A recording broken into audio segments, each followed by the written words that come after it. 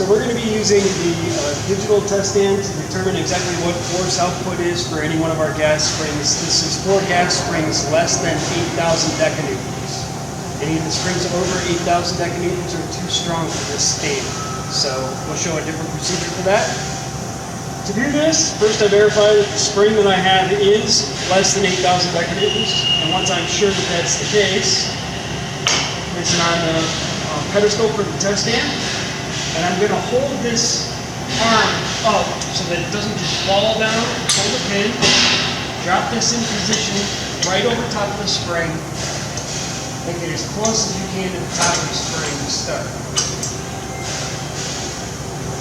Next thing I'm going to do is lock the valve so that the hydraulic pump or the jack will work. Power on the intercom for the force gauge. And now that all of this is set up, I'm going to raise the jack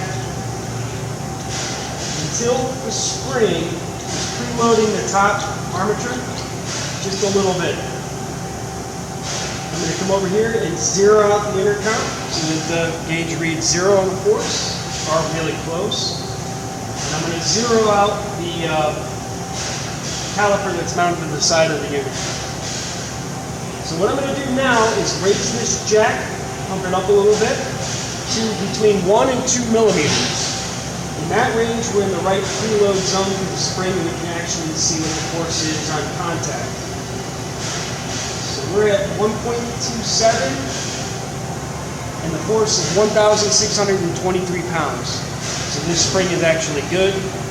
See that with this test.